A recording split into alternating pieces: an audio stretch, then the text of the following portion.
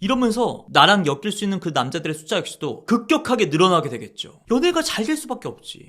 네, 여러분 반갑습니다. 남자들이 좋아하는 여자들의 겨울 패션을 조만간 달아보겠다고 구독자분들의 그 착장 사진까지 일일이 다 받아놓고, 아니 날씨가 너무 안 추워가지고요 계속 미루고 있는 마선생입니다.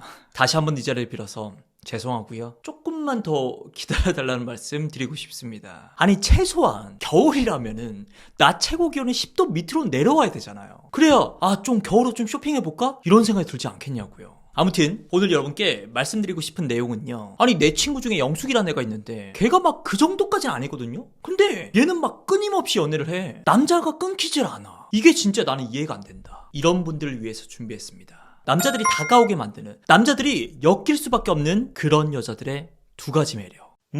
첫 번째, 연애의 시작과 끝이 쉬운 여자. 저는 연애를요 제발 좀 쉽게 하자, 요런 주의입니다. 차라리 본인 매력이 아직 조금 부족해가지고 그래서 연애가 잘 안 된다, 그게 뭐 외모적인 하드웨어가 됐건 아니면 뭐 대화 능력이라든지 성격 같은 소프트웨어가 됐건, 그걸 뭐 부족한 걸 깨달았다면은 이제부터 채워나가면 되는 거니까. 근데 어느 정도의 매력은 있어요. 그래가지고 연애의 접점 자체는 잘 만들어진단 말이지. 근데 꼭 그럴 때마다 안 해도 될 걱정, 불안, 두려움, 이런 게 너무 많은 거야.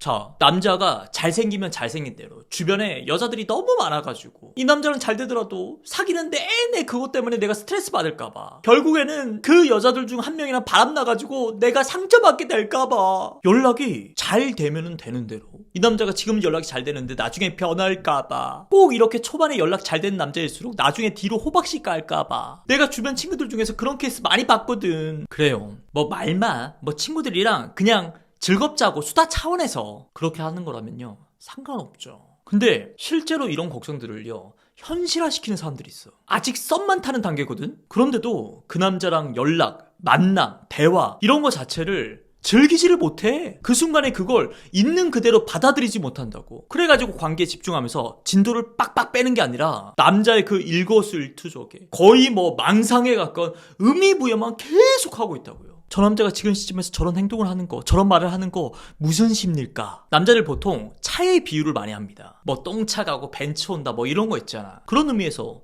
연애 역시 제가 차에 한번 비유를 해볼 겁니다. 이게 원리가 똑같아. 어려운 비유 아니니까 집중하고 잘 들어봐요. 보통 이제 사회초년생들, 그러니까 연애를 치면요 뭐 모쏠이라든지 초짜가 되겠죠. 그런 사람들이 이제 차를 사기 전에 그 첫 차에 대한 혼자만의 의미부여, 이런저런 생각들이 많다고. 내 드림카는 이랬으면 좋겠고 저랬으면 좋겠고, 잘 관리해가지고 5년이고 10년이고 오래오래 잘 타야지. 근데 그걸 또 꼭 차 없는 친구들끼리 모여서 그런 얘기를 많이 해요. 근데 차를 먼저 사가지고 꽤 잘 타고 다니고 있는 그런 선배들은요 이런 현실적인 조언들을 많이 합니다. 아니 어차피 첫 차는 이리 긁고 저리 받게 되어 있으니까 그냥 적당히 한 1,000만 원 전후로 해가지고 무난한 모델 그거 중고로 사라. 어차피 1, 2년 실컷 타다 보면 그때 제대로 된 감이 온다. 돈도 조금 모일 테고 그때 진짜 나한테 맞는 차가 뭔지, 정말 내가 마음에 들어하는 차가 뭔지 그거 사면 된다 그때. 근데 대부분의 사회초년생들이 요런 조언을 한 귀로 듣고 한 귀로 흘리죠. 그리고 난 다음에 역시나 그 망상에 가까운 로망을요 혼자서만 계속 키워나간다고요. 그러면서 전형적인 실패들을 어김없이 겪어갑니다. 왜 그런 거 있죠. 차는 못 사면서 계속 그 차에 대한 눈높이만 높아져. 처음에는요 그냥 아반떼 정도면 되겠지,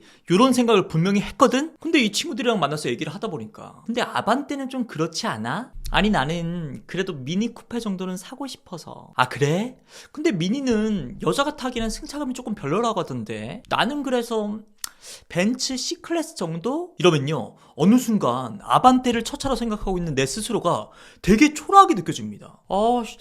그럼 나도 벤츠 한 C클래스 정도는 사야 되나? 근데 당장에 돈은 없으니까 못 사죠. 못 사면서 나이는 한 살 한 살 더 먹는다고. 나이를 더 먹게 되니까 그 눈높이가 C클래스가 아니라 이제 E클래스로 더 올라갑니다. 이런 악순환. 그리고 이런 케이스도 있어요. 뭐 어찌저찌 하다가 절충안으로서 미니 쿠페라도 조금 무리해서 사게 됩니다. 근데 막상 타다 보니까 이 디자인이 금세 질리는 거지. 그리고 승차감은 역시나 너무 딱딱해. 이미 내 마음은 이 차에서 떠났어. 그래서 뒤늦게 중고로 팔까 이렇게 알아보다 보니까 이 차종의 특성상 감가가 너무 심해가지고 지금 이렇게 팔아버리면 금전적인 손해가 너무 심한 거지. 그러니 이걸 팔지도 못하고 그렇다고 해서 계속 타고 다니자니 타고 다니면서도 너무 스트레스 받아. 그래서 제가 하고 싶은 결론은요, 제발 그 연애 쉽게 일단 시작하자. 처음부터 그 기준을요 너무 빡빡하게 높게 잡다 보면요 이 연애가 성사되는 게 쉽지가 않다. 그리고 그렇게 빡빡했던 나만의 기준 역시도 막상 연애를 시작해보잖아? 이게 바뀐다고. 그 바뀌는 게 나쁜 게 아니야. 나는 솔직히 조금 자주 볼 수 있는 그런 남자를 원했거든? 근데 막상 그런 남자 만나가지고 연애를 하다 보니까 서로 너무 일상이 피곤해지고 그리고 의외로 자주 싸우게 되더라고. 그러다 보니까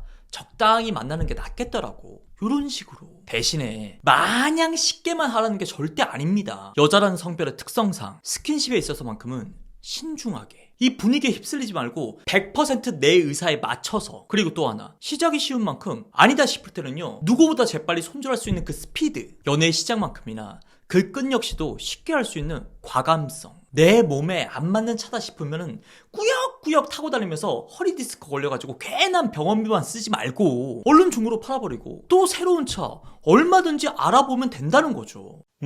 그리고 두 번째, 여자는 원래 이래, 남자는 원래 저래, 이런 생각을 하지 않는 여자. 제가 개인적으로 진짜 너무 답답하고, 그리고 이제는 대답조차 하기 싫은 그런 댓글, 질문들이 있습니다. 여자가 먼저 연락해도 되나요? 아니, 여자가 먼저 만나줘 가는 건 조금 너무 쉬워 보이잖아요. 여자인 제가 먼저 손잡으면 좀 그렇지 않을까요? 나 진짜 오늘부터 이런 댓글 하트조차 안 누를 겁니다. 보통 여러분들의 생각 패턴이 그래요. 여자가 먼저 연락하면, 만나자고 하면, 스킨십이라도 먼저 하면 좋아하는 티 날까봐, 자존심 상하니까 쉽게 보이잖아요. 그랬다가 혹시라도 까이면 상처받을까봐. 그래서 뭘 절대 먼저 안 해. 기다려. 계속 기다려. 그럼 제가 다 묻죠.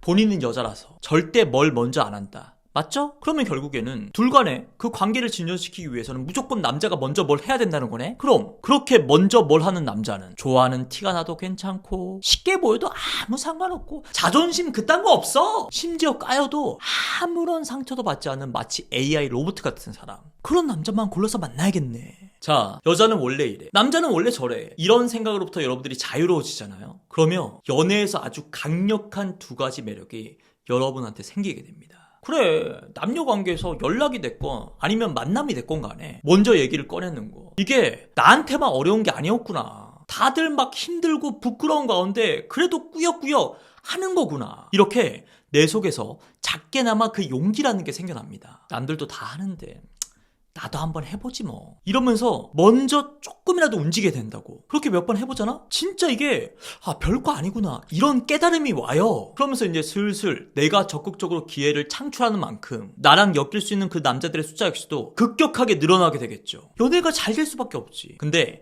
이 타이밍에 댓글로 누가 또 그런다? 마음에 안 드는 남자들만 잔뜩 엮이는 게 무슨 의미가 있어요? 오히려 피곤하기만 하지. 아니 뭐 그렇게 마음에 들지도 않는 남자한테 누가 다가가래요? 마음에 드는 남자한테만 그렇게 하라고, 이거 당연한 거 아니에요? 아니, 당연한 사실을 가지고 왜 찬물 끼얹고 있어? 지금 전체적인 사기 떨어지게. 그리고 나한테 먼저 연락해오고, 그리고 나한테 먼저 만나자고 하는 남자가 있을 때도 역시나 그 남자가 진짜 뻘쭘하고 힘든 가운데 나한테 용기를 냈다는 걸, 요걸 진정으로 공감할 수 있는 능력이 생겨납니다. 어리버리 막 밀당한다고 일부러 시크하게 대하고, 뭐 어리버리 또 시간차 카톡하고, 그 연애를 뭐 글로 배운 애들만 하는 그런 어설픈 짓거리를 안 하게 된다고.